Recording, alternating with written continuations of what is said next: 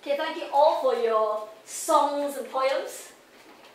And if there's time later on, I'll play you some songs where there are stories in them. Dora mentioned something about the American Idol. I was just reminded of one song sung by a contestant in one of the seasons. I can't remember the season. But you know the cryptic judge, Simon Cowell?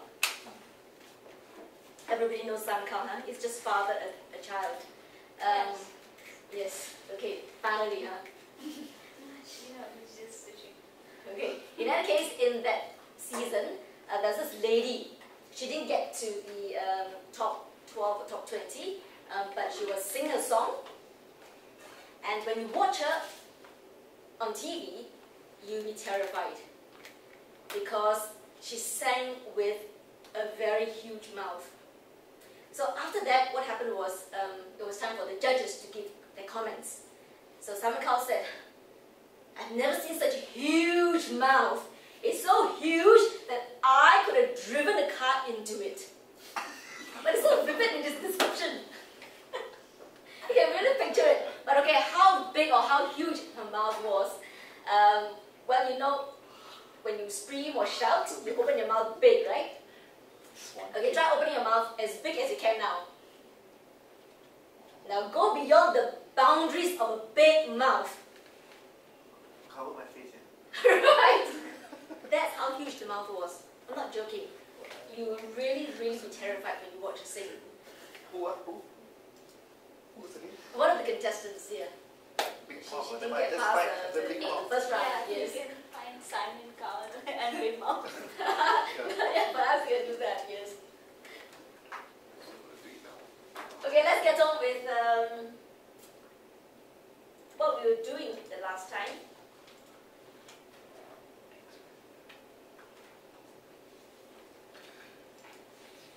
Okay, you should be very familiar with this framework by now. Okay, anyone wants to tell us what we've been doing for the past 5 sessions?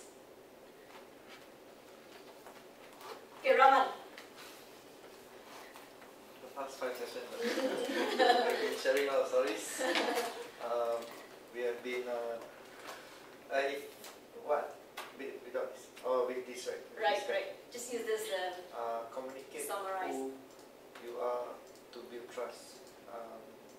Identity stories. Yes. So during these 5 weeks, we learned the importance of identity stories and how it can actually build trust with the audience and communicate the organizational brand identity. And how to structure our stories such that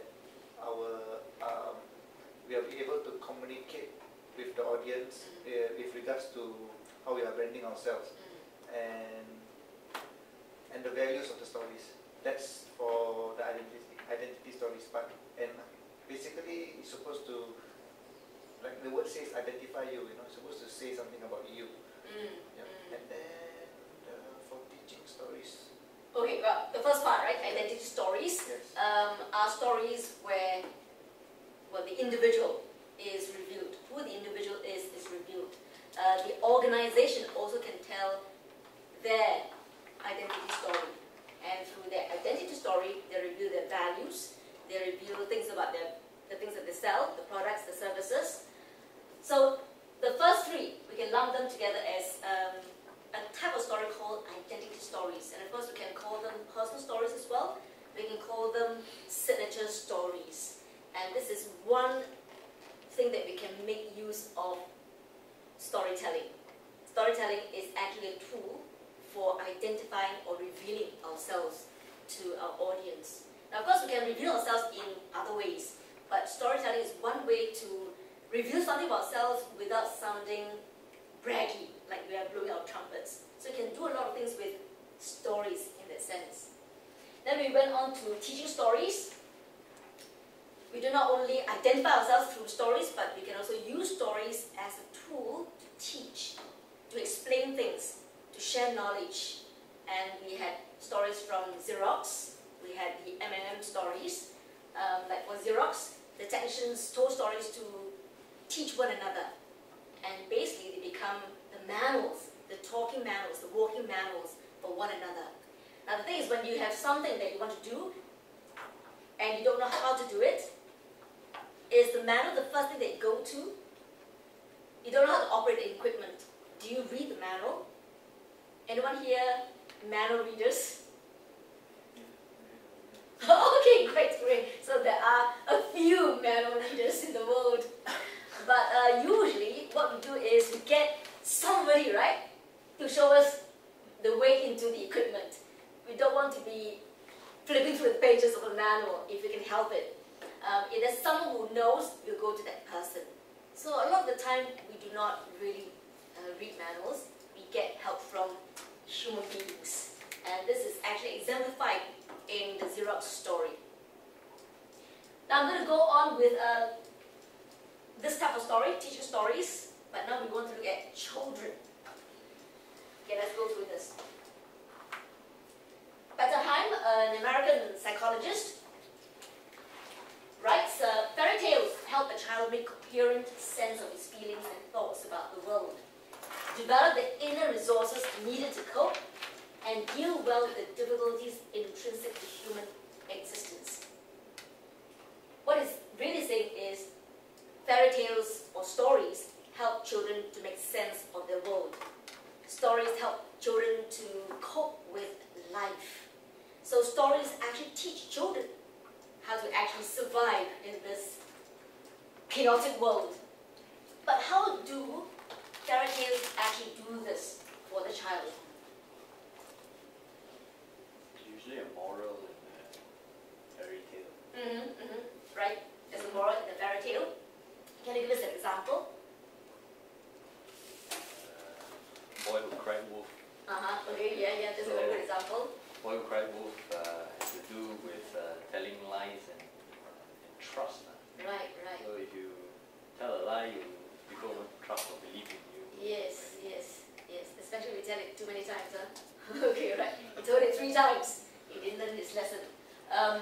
Okay, so that's one good example how fairy tales or how short stories, how stories, children's stories can help children to learn. If we go to Tolkien, the man who gave us The Lord of the Rings, The Hobbit, he's got this to say about fairy tales.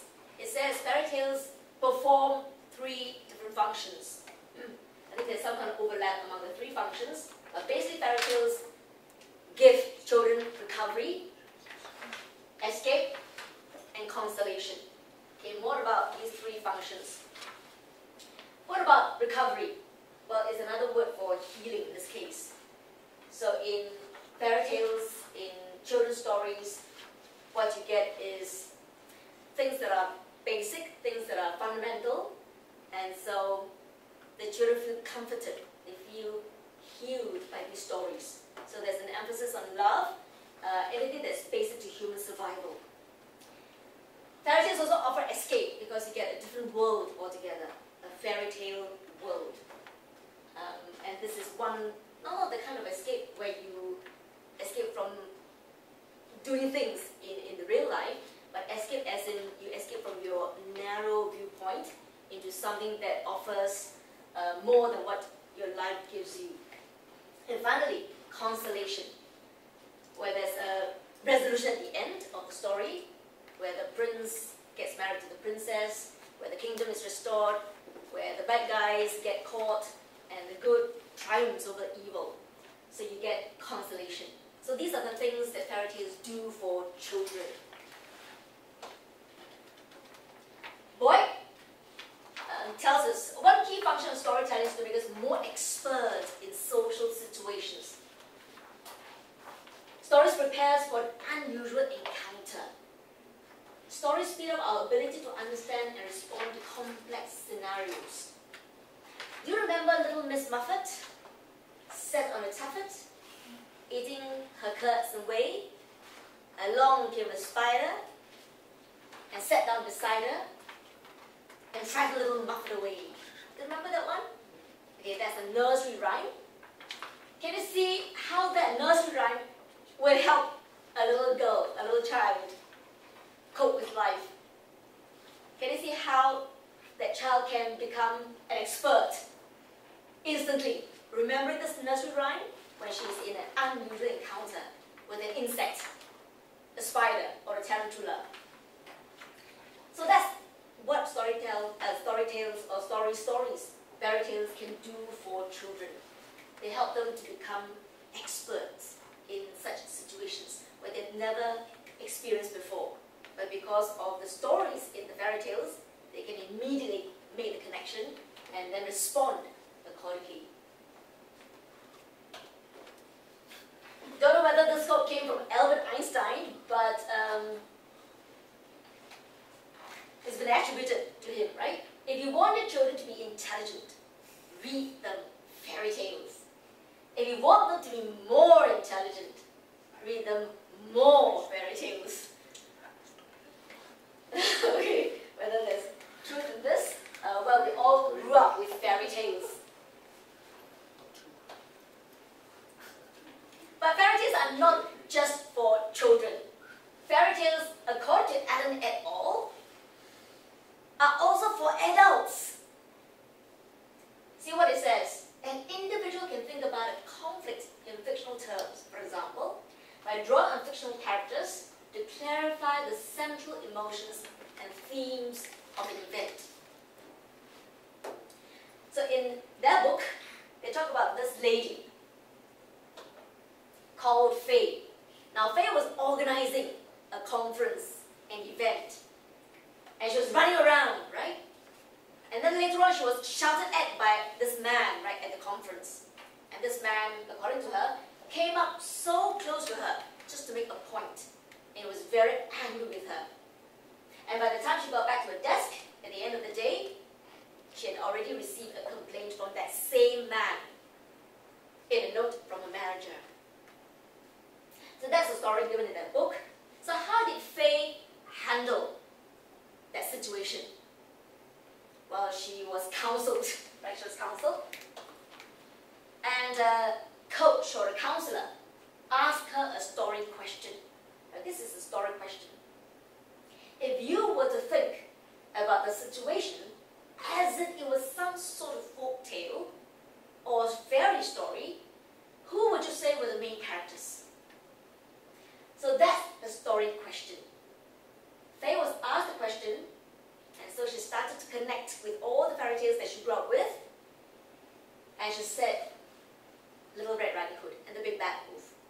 That's how she'll be able to cope with the situation. So who's the Red Riding Hood? Yes. Faye herself, right? Of course, Faye herself. And who's the Big Bad Wolf? The man who came up inches near her face to shout at her, to demand for something, to complain about her. So that's the Big Bad Wolf. And that's one way she saw parallels between her situation and the fairy tale. And it's a way into talking about her situation and coming to terms with it. So that's the story question. And by making that comparison, she learned something from just doing that. She learned that she can choose her actions. She can understand other people's actions better. When she thought of the big man as the Big Bad Wolf, she began to realize some things about this man. That he was retiring, is probably not feeling good about himself, not feeling very secure about himself. He was moody, and that perhaps explains his behavior. Of course, she was not excusing him for that behavior, but it was a way of understanding why he behaved the way he did. And this was possible because the coach asked her to make a comparison between the situation and a fairy tale that she knew. And this is how we sort of come to terms with things that may not go right in our life as well. A way of seeing things, a way of understanding things. So fairy tales are not just for children, but also for adults. Do you remember some of the tutorial readings I've got on the adventure? Do you remember the one David Lim story? David Lim, he made use of the goats and the the sheep, right? To read and he went to cave. That's right, that's right. Can you tell the story? I'll It's try. an Aesop fable, right? It's not a fairy tale, but it's Aesop's fable. The essence of the story is that it was a goat herder, what do you call Okay. a farmer, and what was it was bad weather, I can't remember. Bad There weather, was yes. bad weather, so he had to sort of evacuate his goats. So he was quite an intelligent farmer. He had this plan B. He had this cave where he kept some dry hay for a rainy day like this, and then he moved all his goats there. And then he found that there were a couple of wild goats feeding on the hay, and he decided to feed the wild goats the hay he kept for his own goats, thinking that the wild goats would follow him after the bad weather has gone. So when the bad weather went away, he realized that the wild goats were leaving him. They just didn't want to follow him. So he asked the wild goats. In fables, the goats talk. So the wild goats said that, well, we are not going to follow you because you gave us the hay that was meant for your goats. If we follow you, you would treat outsiders better than people who are under you. So that was the moral of the story. Okay, right, great, yes, yeah. Do catch up with the tutorial readings, huh? Okay, right, yes. Very good, Edward, yes. So, you see, it's actually a negotiation, right? Situation that David Lim was in. But he made use of a fable that he told his own children to sort of help the adult clients understand why he could not give them some advantages. Because first of all, we must treat our own people well first before we can treat outsiders well. So that's the moral of the fable. And use it to communicate something which is sensitive, something which was difficult for him to say directly to them. So stories can actually help us to negotiate, help us to say things that are controversial or things that are a little sensitive. And here we see that stories can also help us to handle emotions, like in Faye's case. Stories can help her to make sense of a puzzling situation involving the man.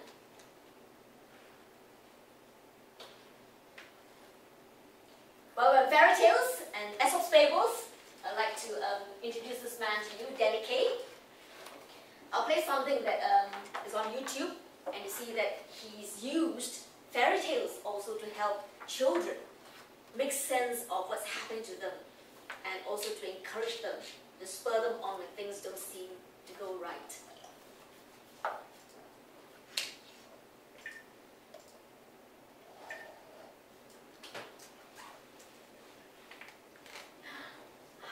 I see. Someone closed.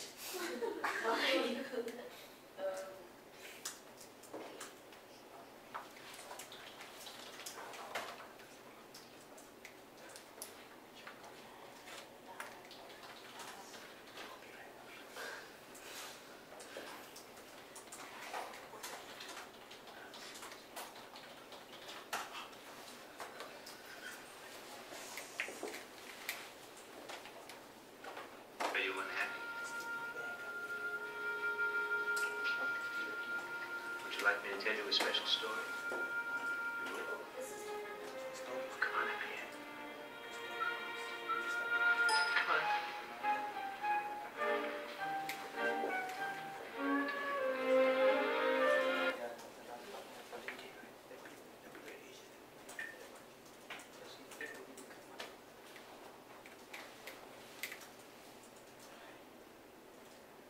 How come there are...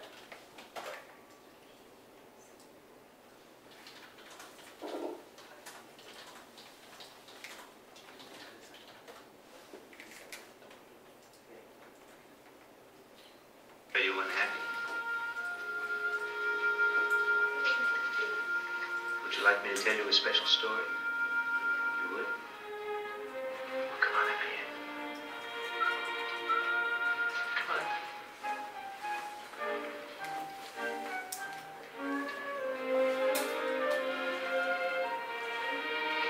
Virginia, go up a little faster. Now, let me see.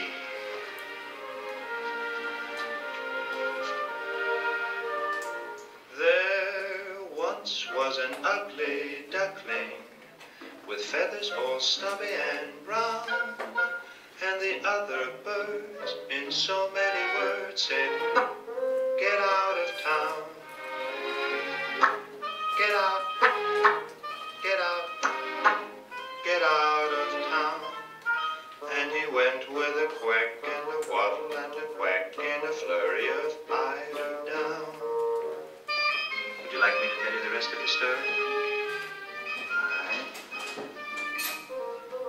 That poor little ugly duckling went wandering far and near, but at every place they said to his face, now get out of here. Get out, get out, get out of here. And he went with a quack and a waddle and a quack and a very unhappy deer.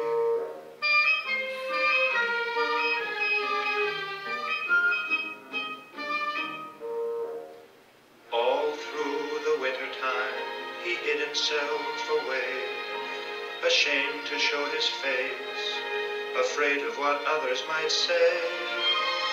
All through the winter in his lonely clump of weed, till a flock of swans spied him there, very soon agreed, you're a very fine swan indeed. A swan? Me a swan? Go on. He said, yes, you're a swan. Take a look at yourself in the lake and you'll see. And he looked and he saw and he said, I am a swan. Whee! I'm not such an ugly duckling, no feathers all stubby and brown. For in fact these birds in so many words said, the best in town. The best, the best, the best in town. Not a quack, not a quack, not a waddle or a quack, but a glide and a whistle and a snowy white back, and a head so noble and high. Say who's an ugly duckling? Not I.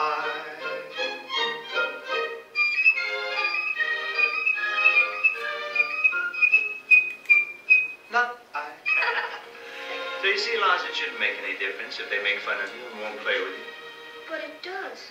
I want to play with them. If they make fun of me just because I was sick and the doctor shaved my head. Yes, but look at what happened to the ugly duckling. And that didn't matter, did it? Huh? One day soon, you'll look in the mirror, much sooner than you think. And your hair will all be grown out. And then, oh my, you'll be just like the ugly duckling. You'll be better than any of them, I promise. Are you sure, Hans? Very sure. Now, you better run off to school. You're late now. Come on. Bye, Hans. Goodbye. Okay, right. A very talented man. And can watch more of his performances on YouTube. But you can see how he's used the ugly duckling story to help this little boy cope with the teasing from his friends.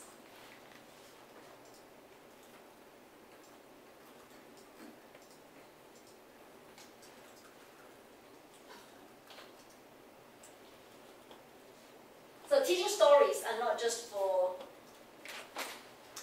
stories that adults tell within the corporation, but they are stories that we grew up with. Now there's this other use that Danny gives us in his framework, motivating others to action. And he's saying that this is one use of stories. And I sort of put it under teaching stories as well, because when we motivate people to action, we, in a way, also share with them things that they need to do in order to perhaps be better at something, or just be a better person. And we can see that as some kind of teaching stories as well. So where are we now? If we look at this pie chart, for identity stories, we were largely at the relational quadrant. And then when you look at teaching stories, we are really at the informational, as well as the promotional. Because when you teach, Not transformation. sorry? Not transformation. Transformational, yeah, there could be a bit of that as well, yes. The teaching. Teaching, yeah, to inspire, to lead to a change in the person, yes. Inspiration. Yeah, to inspire the person to change, yes. And teaching stories can do that. Teaching stories can inspire as well.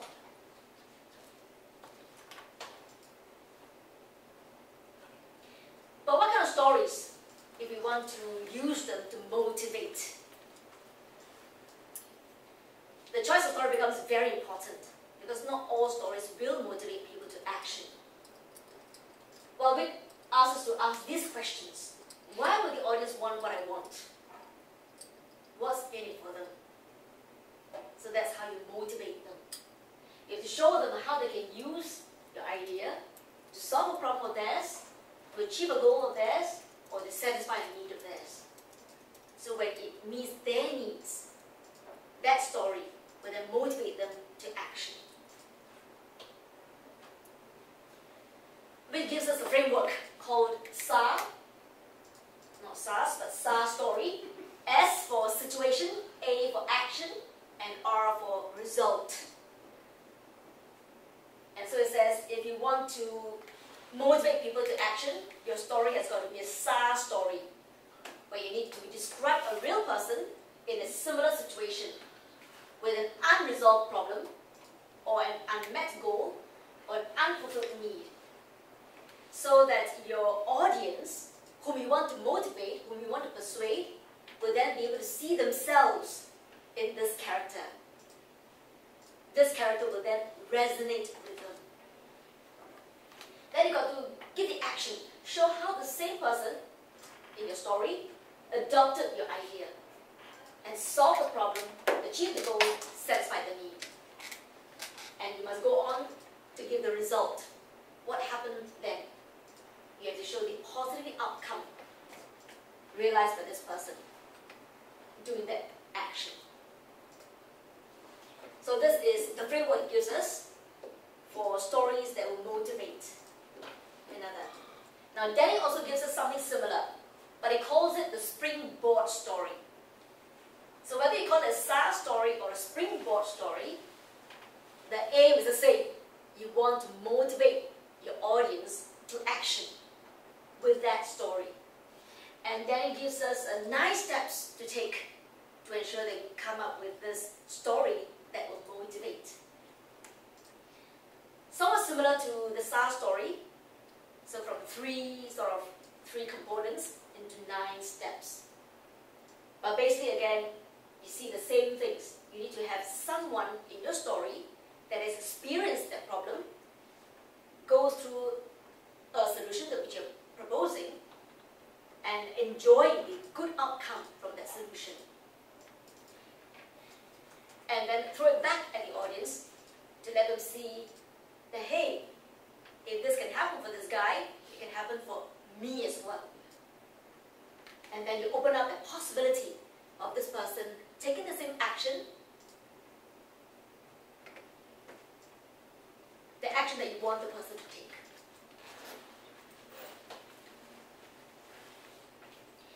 But to have such stories, you need to have a lot of stories. You need to have a big pool of stories, really. Now, when we talk about identity stories, we're talking about our personal stories. And we've got lots of personal stories as well. We just have to dig them out, right? Remember the storyboarding that we did? Remember going through your photo album to generate stories, to remind yourself of stories, experiences you've gone through before. So that's one big pool. But then you need another pool, because just relying on your own stories is not enough. You need to rely on OPS. Now, what is OPS? Remember? Other people's stories. So it pays to listen to other people's stories as well, so that you can retell their stories, right, in another context. And you can see that this act of taking other people's stories as your own is exemplified in this poem. When Homer is Homer actually, the one who gave us Iliad and Odyssey. When Homer smote his blooming lyre, he heard men sing by land and sea.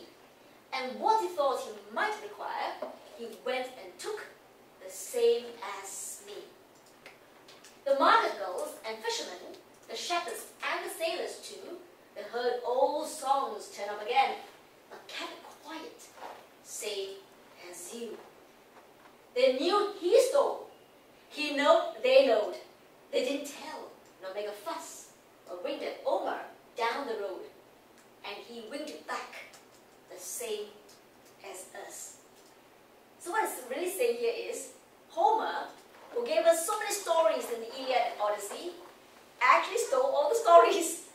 mean, he borrowed stories, right? Even Shakespeare, you know the Othello that we're going to watch very soon?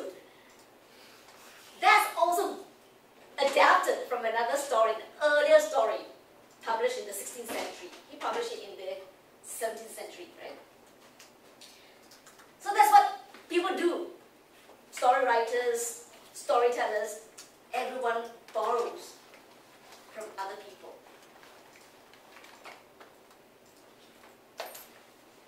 Rudyard Kipling understands this very well. Rudyard Kipling is the one who gave us the Jungle Book. Seen the show, The Jungle Book, or read the book? And of course he wrote a lot of stories and poems as well. He understands this borrowing very well too.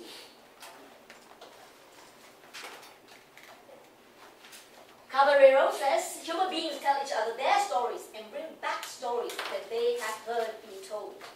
Employ a narrative practice that goes back to the dawn of time. So there's nothing wrong about stealing, quote unquote, right? This is borrowing. So once you've heard a story from someone, you think it's good, quickly tell it to another person and own that story from then on. Do that and you will have collected a huge pool of stories ready to be used at appropriate times. Damascus Nights. Do you read the first chapter I put on tutorial readings? Okay, great. Somebody did. Somebody did. Only one person? TM, have you got to it? Damascus Nights, chapter 1, about Salem. It's quite a short one. It's a short one. It's very easy to read, isn't it? Okay, right. Can't be just one person who's read that chapter, right? And I was the one who gave you feedback that I don't have time to catch up. See, life is ironical. Okay, you have to catch up with the tutorial readings, huh? Because things can come up from there, huh? Keep going on. That's the only incentive, huh? That's the only incentive, yes. Okay, anyway, chapter 1. Okay, what happened in chapter 1 of Damascus Nights?